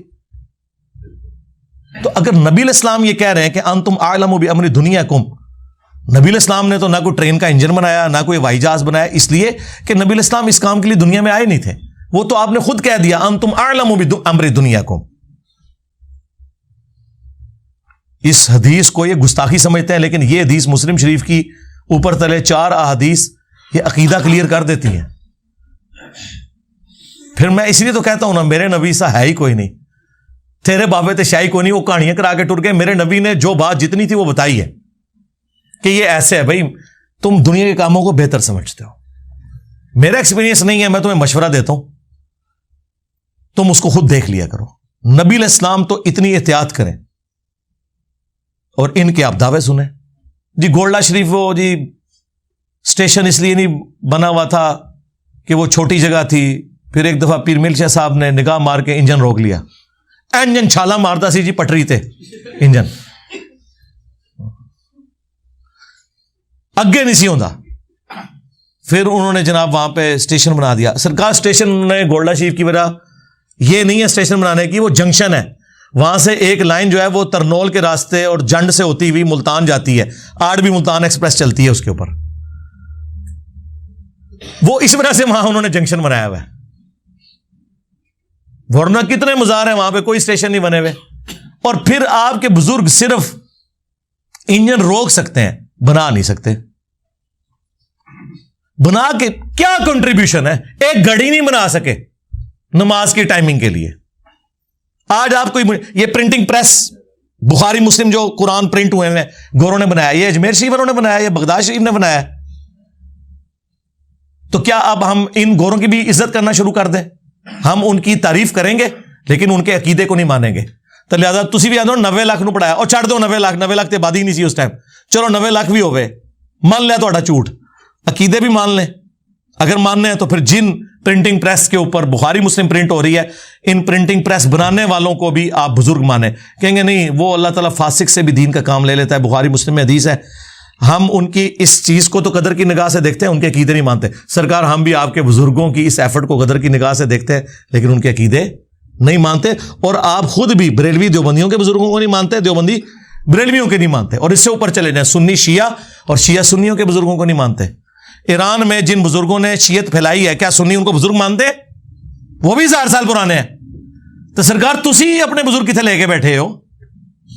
ایک ہی اسٹیٹس ہے.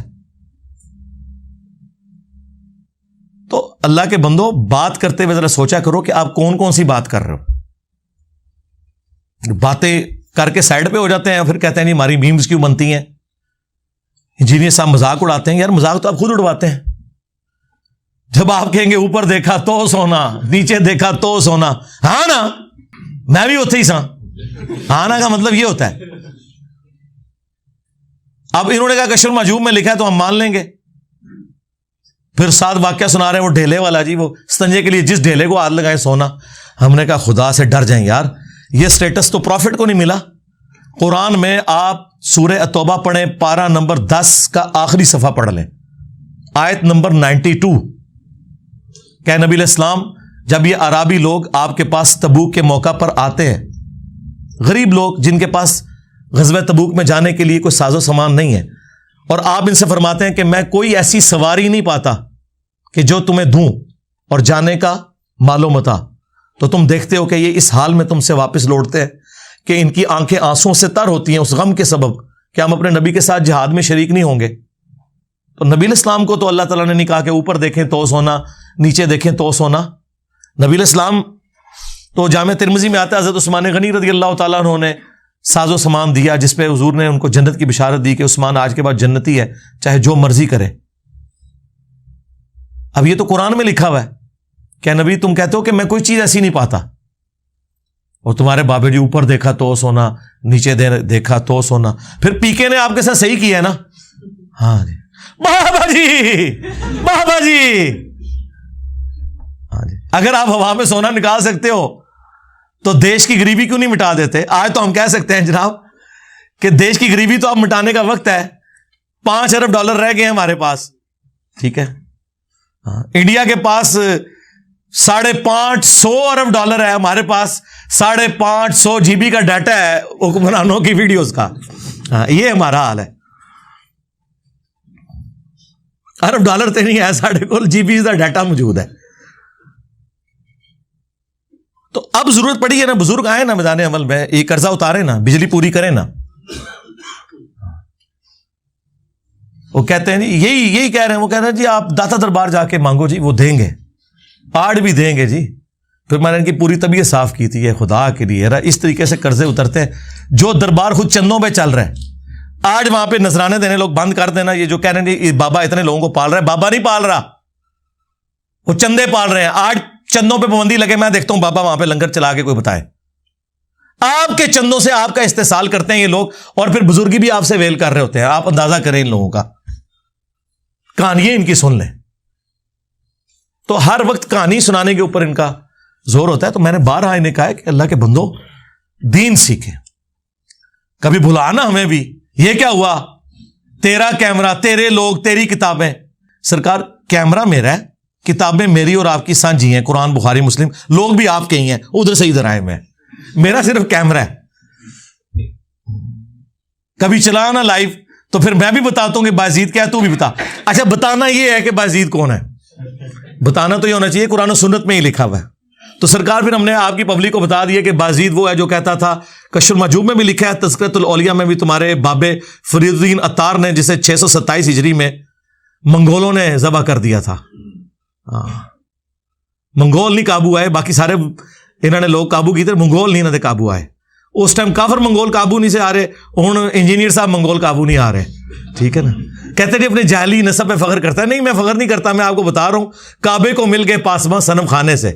جب ڈاکٹر اقبال یہ کہہ رہا تھا تو اس کو کیوں نہیں آپ نے کہا کہ تو ان جاہلوں کے نسب کے اوپر فخر کر رہا ہے؟ تو دیکھو یہ اب منگول تمہارے اوپر کیسے مسلط ہوئے اسلام قبول کر کے۔ تو دونوں نے اپنی کتاب میں لکھا ہے کہ بازید بستامی کہتے تھے سبحانی سبحانی ما اعظم شانی، میں پاک ہوں، میری شان کتنی بلند ہے۔ اور وہ ساتھ لکھتے ہیں ان کے منہ سے اللہ بولتا تھا، استغفر اللہ۔ یہ تو ہمارا رسول اللہ کے بارے میں عقیدہ نہیں ہے، نبی کے بارے میں بھی ہمارا عقیدہ ہے وما ينطق عن الهوى ان هو الا وحی یوحى۔ نبی اپنی خواہش نفس سے کچھ نہیں کہتے، وہ وہی کہتے ہیں جو ان کو وحی ہوتا ہے۔ نبی علیہ السلام بھی اللہ کی وحی سے بولتے ہیں، اللہ ان کے منہ سے نہیں بولتا۔ یہ اپنے بابے کے بارے میں۔ اور اس سے بڑھ کر تذکرۃ الاولیاء میں تو انہوں نے لکھ دیا کہ بازید بستامی کہا کرتے تھے میں قسمیاں کہتا ہوں۔ ان سے لوگوں نے پوچھا کہ قیامت کے دن لوگ کس کے جھنڈے کے نیچے ہوں گے؟ اچھا وہ پتہ نہیں، کچھ جاہل ہی سارے، کسی مسلمان کو نہیں پتا کہ کس کے جھنڈے کے نیچے ہوں گے۔ تو بازید صاحب کہتے ہیں میں قسم اٹھا کے کہتا ہوں کہ محمد اور تمام انبیاء اور ساری مخلوقات میرے جھنڈے کے نیچے ہوں گی قیامت کے دن، نعوذ باللہ۔ اب وہ فرید الدین عطار جسے منگولوں نے قتل کیا تھا، وہ نیچے نا اپنے بابے کو بچانے کے لیے کہتا ہے کہ اصل میں نا ان بزرگوں سے یہ تصور ہی نہیں ہو سکتا کہ وہ حضور کے گستاخ ہوں۔ یہ ان کے منہ سے اللہ بول رہا تھا کہ اللہ کا جھنڈا جو ہے نا وہ تو محمد کے جھنڈے سے بڑا ہوگا، کیونکہ اس میں الفاظ ہیں کہ میرا جھنڈا محمد کے جھنڈے سے بھی بڑا ہوگا، یعنی دو جھنڈے مان لیے۔ مجھے بتائیں قیامت کے دن کیا دو جھنڈے ہوں گے؟ اللہ کا جھنڈا تو نبی علیہ السلام کے ہاتھ میں ہوگا، دوسرا جھنڈا جو ہے نا وہ تو خائن لوگوں کا ہے۔ بخاری مسلم میں ہے کہ ہر خائن کے لیے ایک جھنڈا مقرر کیا جائے گا۔ انہوں تو نہیں لواء الحمد کدھر سمجھو ہے، ہاں جھنڈے دوسرے بھی ہیں اور خائن کے لیے بخاری مسلم میں، اور اللہ تعالیٰ اناؤنسمنٹ کرے گا یہ خیانت کرتا رہے۔ سب سے بڑے خائن وہ ہیں جو دین کے ساتھ خیانت کریں۔ بخاری مسلم دونوں میں حدیث ہے انا سید الاولین والآخرین، میں جتنے گزر چکے جتنے آنے والے ہیں ان کا سردار ہوں، قیامت کے دن میں ان کا اللہ کے حضور شفیع بنوں گا۔ اور مسلم شریف میں تو جس شان سے وہ حدیثیں آئی ہیں، اور مزے کی بات بازید بستامی بھی 261 ہجری میں مرا ہے اور امام مسلم بھی 261 ہجری میں فوت ہوئے ہیں۔ ایک ہی زمانے میں دو بزرگ ہوئے ہیں۔ اس کا نام ہے ابا یزید بستامی، یزید ابا، اور امام مسلم کی کنیت ہے ابو الحسین مسلم بن حجاج القشیری۔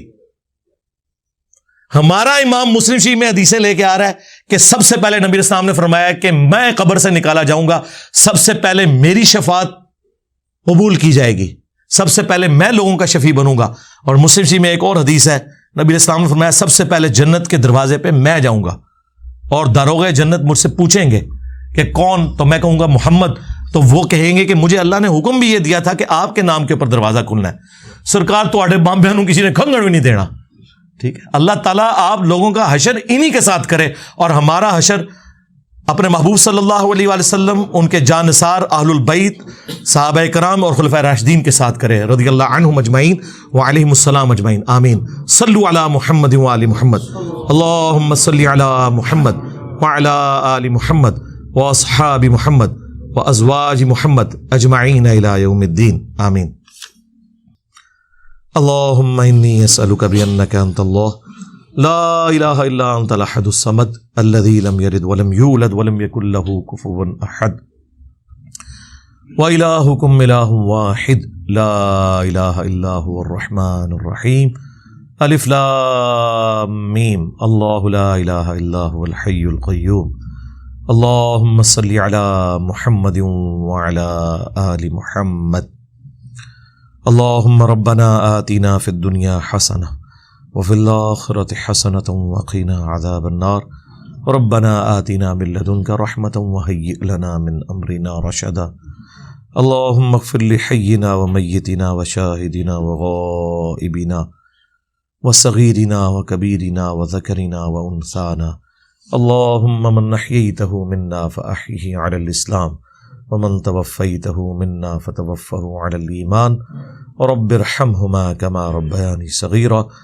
اے اللہ ہمارے ماں باپ کی، ہمارے بیوی بچوں کی، پوری امت کی تمام دینی، دنیاوی، جسمانی، روحانی، ظاہری، باطنی پریشانیاں، تکلیف، مصیبتیں، دکھ، بیماریاں، دشواریاں دور فرما۔ اے اللہ حاضرین کے دلوں میں جو نیک اور جائز دعائیں ہیں قبول فرما۔ حاضرین کے جو چھوٹے بڑے رشتہ دار فوت ہو چکے مغفرت فرما، جو بیمار ہیں انہیں شفاء کلی عطا فرما۔ اے اللہ پوری دنیا میں جہاں کہیں بھی مسلمان پرسی کی زندگی گزار رہے ہیں، کشمیر میں، انڈیا میں، چائنا میں، فلسطین میں، یمن میں، عراق میں، شام میں، افغانستان میں، پاکستان میں بھی جو سیلاب زدگان ہیں، اے اللہ غیب سے ان کی عزت، آبرو، جان و مال کی حفاظت فرما۔ اے اللہ ہمارے ملک پاکستان کی خیر فرما، پورے عالم اسلام کی خیر فرما، اندرونی بیرونی خطرات سے محفوظ فرما۔ اے اللہ پوری دنیا کے انسانوں کو، مسلمان ہو یا کافر، اے اللہ آسمانی اور زمینی بلاؤں سے محفوظ فرما، اور مرنے سے پہلے ایمان و عافیت کے ساتھ زندگی گزارنے کی اور اس پہ موت نصیب فرما۔ سبحان ربک رب العزت عما یصفون وسلام علی المرسلین والحمد للہ رب العالمین وصلی اللہ علی النبی الکریم وعلی آلہ وصحبہ اجمعین الی یوم الدین۔